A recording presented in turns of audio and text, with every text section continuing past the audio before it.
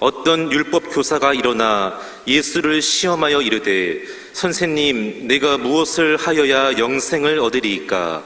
예수께서 이르시되 율법에 무엇이라 기록되었으며 내가 어떻게 읽느냐?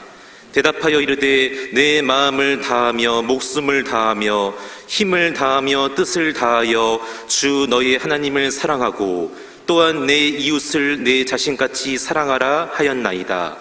예수께서 이르시되 내 대답이 옳도다. 이를 행하라. 그러면 살리라 하시니 그 사람이 자기를 옳게 보이려고 예수께 여짜오되 그러면 내 이웃이 누구니이까? 예수께서 대답하여 이르시되 어떤 사람이 예루살렘에서 여리고로 내려가다가 강도를 만나매 강도들이 그 옷을 벗기고 때려 거의 죽은 것을 버리고 갔더라. 마침 한 제사장이 그 길로 내려가다가 그를 보고 피하여 지나가고 또 이와 같이 한 레위인도 그곳에 이르러 그를 보고 피하여 지나가되 어떤 사마리아 사람은 여행하는 중 거기 이르러 그를 보고 불쌍히 여겨 가까이 가서 기름과 포도주를 그 상처에 붓고 싸매고 자기 짐승에 태워 주막으로 데리고 가서 돌보아 주니라. 그 이튿날 그가 주막 주인에게 데나리온 둘을 내어주며 이르되 이 사람을 돌보아 주라. 비용이 더 들면 내가 돌아올 때에 갚으리라 하였으니 내 생각에는 이 세 사람 중에 누가 강도 만난 자의 이웃이 되겠느냐? 이르되 자비를 베푼 자니이다. 예수께서 이르시되 가서 너도 이와 같이 하라 하시니라. 아멘. 우리가 세상을 살아가면서 대인관계 속에서 서로 얼굴을 붉히고 갈등을 일으키는 요인이 있습니다. 여러 가지 요인 가운데 하나는 커뮤니케이션의 부재라고 하는 겁니다. 소통의 문제입니다. 내가 말한 의도를 상대방이 못 알아듣든지 알아듣긴 했지만 잘못 알아들어서 오해하게 되면 오히려 인간관계에 문제가 생기게 됩니다. 그러니까 여러분, 개와 고양이의 감정의 표현을 아마 아실 겁니다. 개는 반가우면 꼬리를 흔들지만 고양이는 꼬리를 흔드는 것은 기분이 나쁜 거예요. 개는 기분이 나쁜 꼬리를 내리지만 고양이 기분이 좋으면 꼬리를 내린답니다. 그래서 개와 고양이는 감정의 표현이 다르기 때문에 언제나 만나면 앙숙의 관계가 개와 고양이의 관계라고 합니다. 그런데 만약 개와 고양이가 친하게 지내려면 어떻게 해야 됩니까? 내 기분에 맞춰서 꼬리를 흔들면 절대로 가까이 할 수 없습니다. 상대방에 맞춰서 내 꼬리를 잘 조절해야만이 그 상대방의 눈높이에 맞춰서 꼬리를 흔들어야만이 가까이 갈 수 있게 되고 교제할 수 있게 되는 겁니다. 이것이 바로 커뮤니케이션의 기술이라고 하는 겁니다. 커뮤니케이션의 성공 여부는 어디에 있습니까? 상대방의 눈높이 얼마나 가까이 하느냐에 따라서 성공의 유무가 있다고 하는 겁니다. 그런 점에서 예수님은 커뮤니케이션의 대가라고 할 수 있습니다. 이 땅에 오셔서 하나님의 나라를 설명하게 될 때에 이 땅에 사람들이 잘 모를 때에 주님은 믿음이 없는 자에게는 꾸중도 하셨고 하나님의 마음을 알려주기 위해서 당자의 비유, 잃어버린 양의 비유, 잃어버린 동전의 비유를 말씀하셨습니다. 또 세대를 분간하지 못한 사람들에게 일기예배를 통해서 너희가 이 세대를 분간하지 못하느냐 질책도 하셨고요. 또 일상생활 가운데서 잘 이해하지 못한 그들에게 하나님의 말씀을 전하기 위해서 그들 가운데 있는 여러 가지를 비유로 이해하기 위해서 말씀을 전하셨습니다. 그런 점에서 예수님은 커뮤니케이션 대가다. 예수님이 신약 성경에서 비유를 약 50번 정도 이렇게 하셔서 이야기하는 가운데 오늘 본문에 나오는 선한 사마리아 사람의 비유도 이야기하셨습니다. 그런데 이 선한 사마리아 사람의 설교를 이해하기 전에 왜 예수님께서 이 선한 사마리아 사람의 비유를 하셨는가, 무엇 때문에 이 설교를 하셨는가를 우리가 알 필요가 있습니다. 예수님께서는 당신의 때가 가까이 왔음을 알고 에리사람에 올라가셨습니다. 수많은 사람들이 예수님 앞에 모여들어서 말씀을 듣는데 한 율법사가 예수께 가까이 왔습니다. 이분은 예수님께서 이 바리새인들을 향해서 회칠한 무덤이요, 소경이 소경을 인도하는 자들이요, 외식하는 자들이요, 꾸중하는 거 보면서 은근히 화가 치밀었습니다. 특별히 예수께서 스스로 내가 하나님의 아들이라고 하는 말 때문에 도대체 저 사람의 정체가 무엇인가를 알기 위해서 예수께 가까이 왔습니다. 그리고는 예수께 가까이 할 때 조롱거리는 말을 합니다. 선생님, 내가 어떻게 영생을 얻겠습니까? 영생의 문제에 대해서 질문합니다. 그때 예수는 질문에 대해서 즉각적으로 대답하지 아니하시고 율법이 무엇이라고 기억됐습니다. 너는 무엇을 읽느냐? 어떻게 읽느냐고 더욱더 질문했어요. 그때 이 사람이 의기양양하게 대답한 내용이 오늘 27절 말씀이에요. 오늘 27절 말씀 한번 읽어볼까요? 누가복음 10장 27절 말씀 시작. 대답하여 이르되 내 마음을 다하며 목숨을 다하며 힘을 다하며 뜻을 다하여 주 너의 하나님을 사랑하고 또한 내 이웃을 내 자신같이 사랑하라 하였나이다. 아멘. 율법사의 말을 드신 주님께서는 아주 오늘 본문의 핵심인 말씀을 하신 겁니다. 28절 말씀 읽어볼까요? 28절 시작. 예수께서 이르시되 내 대답이 옳도다 이를 행하라 그러면 살리라 하시니. 네 대답이 옳도다 그러시면서 하신 말씀이 이를 행하라 말씀하셨어요. 그러면 정답을 얻었으면 네 알겠습니다, 깨닫게 해주시니 감사합니다, 내가 그렇게 행하겠습니다, 그래야 될 텐데 이 율법사가 다시 주님께 질문하는 거예요. 그럼 누가 내 이웃이 되겠습니까? 이런 배경하에서 예수님께서는 선한 사마리아 사람의 비유를 하셨던 겁니다. 그래서 이 선한 사마리아 사람의 비유가 나온 배경을 알아야 된다는 거예요.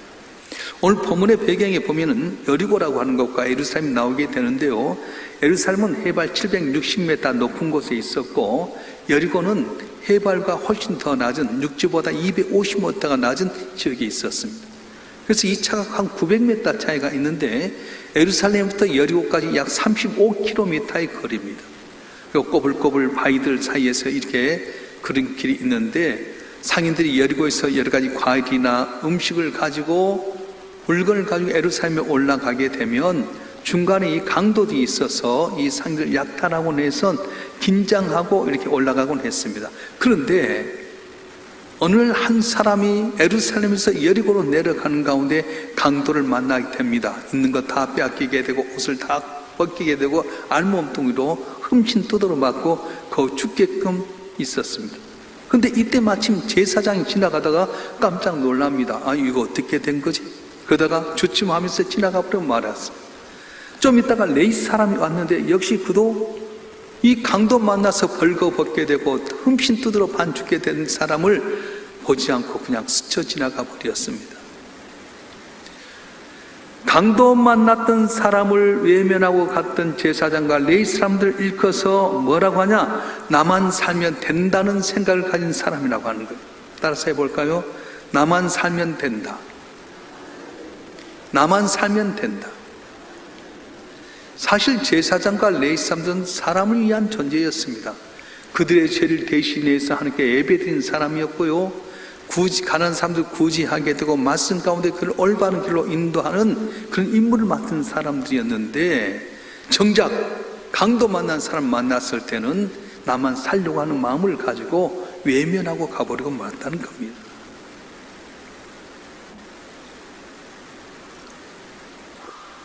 수년 전에 매스컴에 이런 내용이 나왔어요. 시골 슈퍼마켓에서 한 중학생이 거기서 물건을 사고 나오는데 마침 그 동네에 미친 사람이 있었습니다.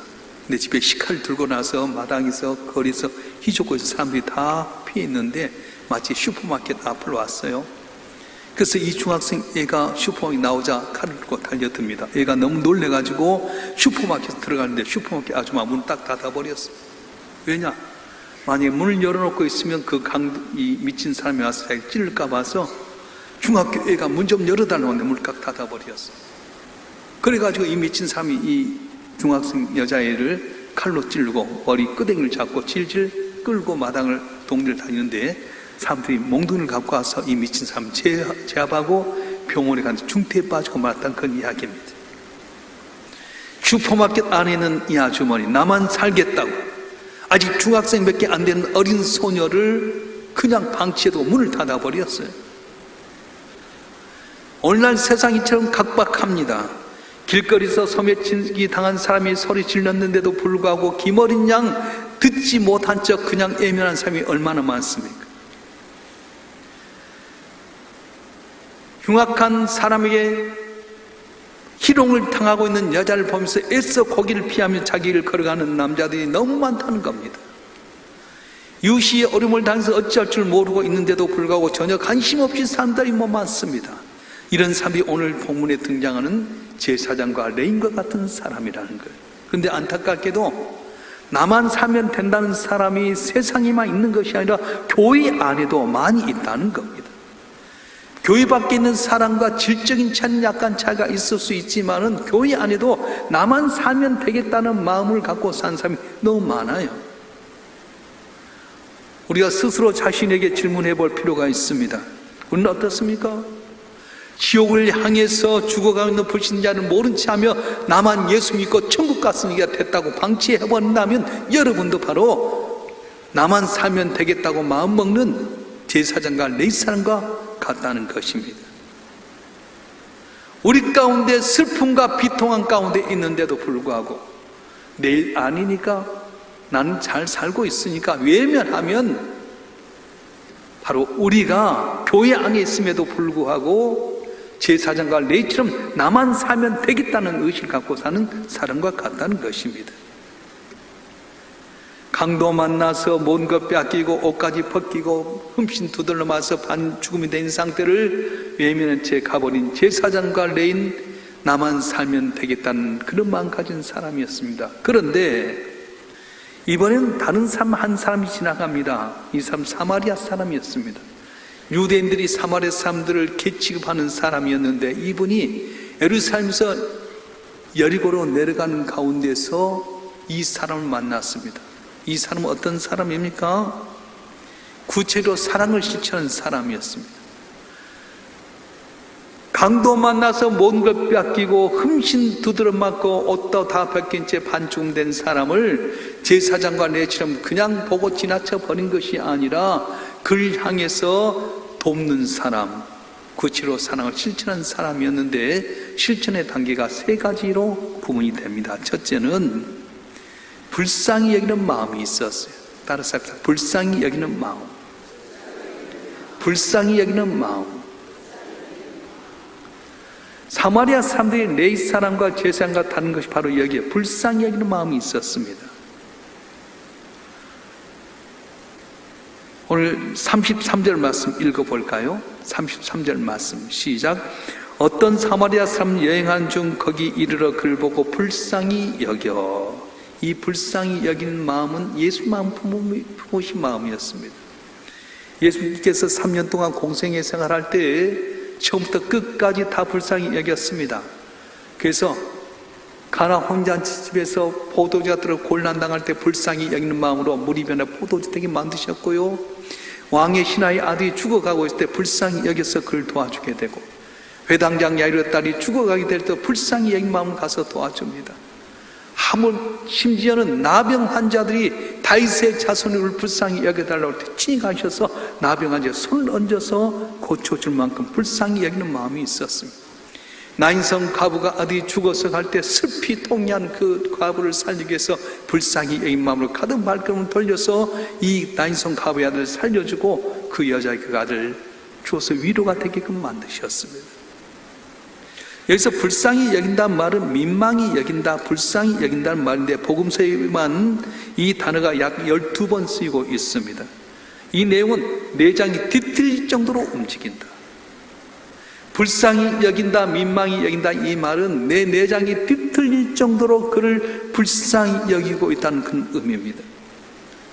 그래서 오늘 본문에 나오는 사마리아 사람은 강도 만나서 모든 걸 빼앗기고 다 두드러 맞고 옷을 벌거벗겨서 죽어간 사람은 내장이 뒤틀릴 만큼 불쌍히 여기는 마음으로 접근했다고 말씀하시는 겁니다. 아이고, 이 사람 어떻게 하지? 내가 안 도와주면 안 되겠다. 오늘 저녁에 저녁 날씨는 아주 날씨가 추운데 얼어 죽지는 않을까? 그럼 불쌍히 여기는 마음이 있었다는 거예요. 오늘 우리에게 필요한 것이 바로 이 불쌍히 여기는 마음입니다. 사마리아 사람처럼 불쌍히 여김 받아야 될 사람들을 향해서 외면하고 지나가 버린 것이 아니라 그를 보고 불쌍히 여기는 마음이 있어야 된다. 내가 저 사람 전도하지 않으면 저 사람 지옥 가는데 불쌍히 여기는 마음이 있어야 됩니다. 아무리 좋은 직장 다니며 잘 나가는 남편이라 할지라도 예수 안 믿으면 그 아내는 그 남편을 불쌍히 여기면서 눈물로 기도해야 되는 거예요.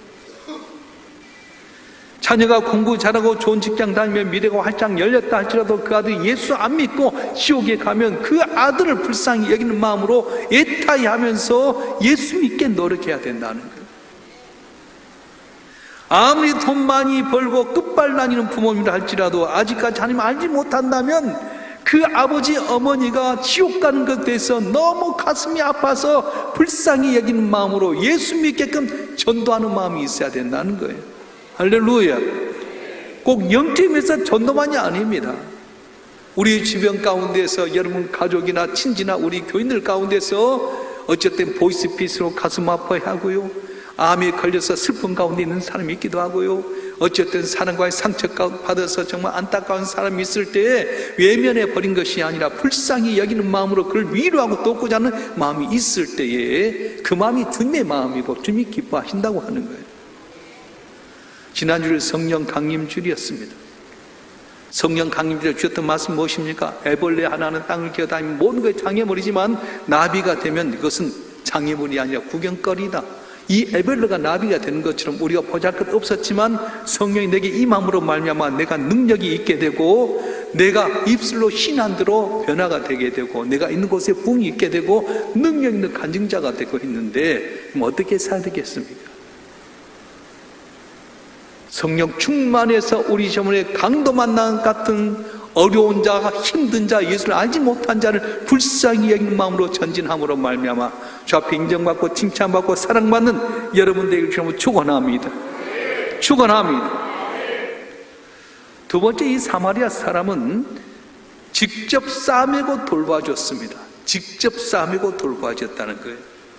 만약에 이 사마리아 사람이 불쌍하다, 어찌하다 이렇게 일 만났습니까? 이런 길 갈 때 혼자 다니지 말고 여러 사람 다녀야죠. 참 안타깝네요. 말만 했더라면 우리가 더 이상 배울 것 없을 것입니다. 그런데 강도 만난 사람 불쌍히 여길 뿐만 아니라 직접 그가 싸매고 돌봐주었습니다. 오늘 33절 34절 말씀 한번 볼까요? 33절과 34절 말씀 시작. 어떤 사마리아 사람은 여행하는 중 거기 이르러 그를 보고 불쌍히 여겨 가까이 가서 기름과 포도주를 그 상처에 붓고 싸매고 자기 짐승에 태워 주막으로 데리고 가서 돌보아 주니라. 아멘. 33절 마지막은 불쌍히 여겨란 말로 끝났지만 34절에는 가까이 가서 이렇게 말씀합니다. 뭘 알 수 있습니까? 나귀를 타고 가던 이 사람이 강도 만난 사람을 보고 불쌍히 여긴 마음으로 내렸습니다. 그런데 강도 만나서 엄청 맞아 반죽음의 상태에 있고 벌거벗어 있는 그에게 자기가 가지고 있는 좋은 기름과 포도주를 갖고 상처에 붓고 싸맸습니다. 그리고 자기 나귀에 태워가지고 주막에 가서 돌보게끔 만들었다는 것입니다. 사랑하는 성도 여러분, 사랑은 말이 아니라 행동입니다. 말뿐으로 끝나버린 것이 아니라 내 손과 발로 하는 것이 바로 사랑입니다. 안타까운 마음만 갖고 끝내서는 안 됩니다. 구체적인 행동이 필요하다고 하는 겁니다. 마찬가지입니다. 사단의 유혹에서 지옥길로 가고 있는 사람 볼 때 안타까운 마음만 갖고 있는 것이 아니라 건전하게 구체적으로 내가 해야 될 일이 있다고 말씀해요. 어떻게 해야 됩니까? 여러분 자녀가 교회 안 나오면 그냥 교회 가자 끝나버릴 겁니까? 교회 나오기 위해서 그에게 어떻게든지 방법을 써서라도 얼르든지 꾸중을 하든지 뭔가 당근을 주든지 그렇게 나와야 되지 않겠어요? 아멘도 안 한 것 보래. 할렐루야. 우리 가운데 어려운 사람, 가난해서 물질 때문에 곤란당한 사람, 질병 때문에 어려운 사람 있으면 말로만 하지 말고 우리가 뭔가 액션 취해야 되지 않겠어요? 그래서 제일 마지막 부분에 여러분 가기는 파송의 말씀이 사랑하는 성도 여러분 평안히 세상을 향해 나가십시오. 곤란당하지만 믿어주기를 하십시오. 병들 찾아보십시오 했던 말을 한 길 없고 흘러보내면 안 된다는 거예요. 우리 가운데 병든 자 있으면 구체적으로 기도하고 우리가 격려해 줘야 됩니다. 우리 가운데 상처받은 낙심한 사람이 있으면 구체적으로 가서 위로하고 격려해 주고 세워야 됩니다. 눈물을 흘린 사람들 나도 같이 애통하면서 그 마음이 풀려지게 해서 그를 위로받게 해야 됩니다. 할렐루야. 세상은 말로만 하지만 우리 믿는 사람은 가서 싸매고 보듬어주고 위로해 줘야 된다고 말씀하는 거예요. 성령 받은 여러분 한 번 한 번 이제 내 옆에 강도 맞은 사람처럼 어려움이 있을 때 외면하고 낙심하고 절망하고 피해버린 것이 아니라 그 불쌍한 마음 가지고 가서 싸매고 직접 위로함으로 말미암아 주의 기쁨이 되는 우리 성도들 되시길 주님으로 축원합니다. 축원합니다. 불쌍히 여기고 직접 가서 싸매고 돌봐줍니다. 그리고 세 번째는 끝까지 최선을 다했습니다. 많은 사람들이 맡은 일에 어느 정도까지 최선을 다합니다. 그러나 나의 책임을 넘어서면 슬그머니 손을 놓아버린 경우가 많습니다. 아니, 다른 사람에게 떠넘길 때도 있습니다. 근데 오늘 등장한 사마리아 사람은 끝까지 최선을 다합니다. 35절 말씀 볼까요? 35절 말씀 시작. 그 이튿날 그가 주막주에게 데나리온 2를 내어주며 이르되 이 사람을 돌보아주라. 비용이 더 들면 내가 돌 때 갚으리라 하였으니. 아멘.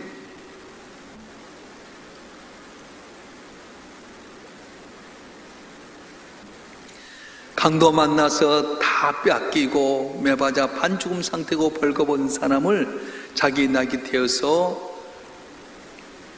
포도주와 기름으로 상처를 싸맨 다음에 주막에 와서 데나리온 2를 주면서 돌봅니다. 그리고 자기 일을 보러 가면서 혹시라도 돈이 더 들면 내가 다시 와서 비용을 지불하겠습니다. 최선을 다해 주십시오 부탁하는 거예요.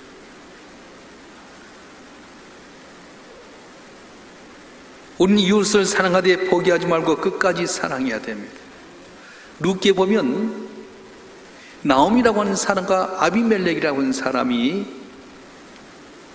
자기 고향 땅에 가뭄이 들어서 모압이라고 하는 주변에 있는 나라로 가서 살게 됩니다. 거기 가서 정착하면서 2 아들이 부인을 만나서 잘 사는 가운데 갑자기 남편이 죽습니다. 2 아들도 떡대 같은 아들들이 갑자기 죽고 맙니다. 혼자서 나오미가 며느리, 이방의 며느리와 같이 살고 있는데 어떻게 살아갑니까?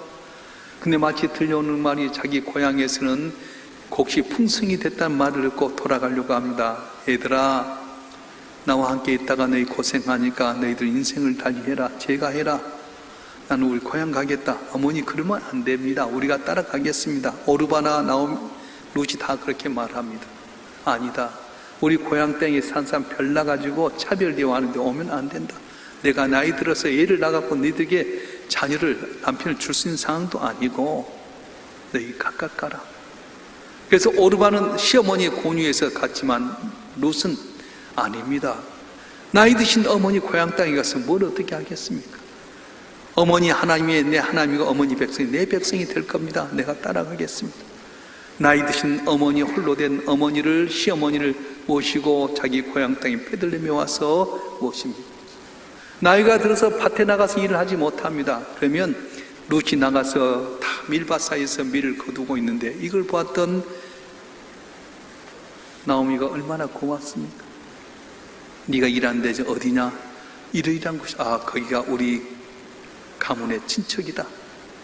그 사람이 있을 때 네가 이렇게 해라. 코치를 해가지고 결국 보아스라고 하는 사람을, 유력한 보아스를 만나게 되는데 이분이 바로 다윗왕의 증조 할아버지였습니다. 이방의 여인이었습니다. 시어머니 모시고 있는데 정말 길이 없는 여자였습니다. 그런데 강도 만난 사람처럼 남편 잃고 2 아들 잃고 혼자서 살아야 될 이 나오미 시어머니 돼서 룻이라고 하는 며느리는 끝까지 최선을 어머니를 모셨더니 유력한 보아스라는 사람 만나서 결혼하게 되고 다윗왕의 조상이 되는 귀한 은혜를 받았습니다. 사랑하는 성도 여러분, 그렇습니다. 하나님은 갚아주신 하나님이에요. 내 주변에 강도 만난 사람처럼 어려운 사람이 얼마나 많습니까? 나만 살기 위해서 제사장처럼 내처럼 지나가 버리면 한 번 그걸로 끝나버리지만 불쌍히 여기는 마음, 내가 힘들다 직접 가서 내 재산이 약간 손해가 있을지라도 포도와 기름으로 그들을 상처를 싸매고 그리고 돌봐주고 끝까지 최선을 다하면 갚아주신 하나님께 놀라운 복을 주신다고 말씀하는 거예요. 믿으실 여러분 축원합니다. 이런 선한 사마리아 사람 비유를 했으면 할렐루야 그렇게 할 텐데 이 율법사만 누가 우리의 이웃입니까? 물어보는 거예요. 그래서 주님께서 뭐라고 말씀하십니까? 28절과 같은 핵심적인 본문인데 37절 말씀을 읽겠습니다. 시작. 이르되 자비를 베푼 자니이다. 예수께서 이르시되 가서 너도 이와 같이 하라 하시니라. 아멘. 누가 내 이웃이냐? 이 율법서가 내 생각에는 제사장과 레인과 사마리아 세상 가운데서 자비를 베푼 선한 사마리아 사람입니다 했는데, 이어서 이르신 말씀이 뭐냐면 가서 너도 이와 같이 하라 이렇게 말씀하셨어요.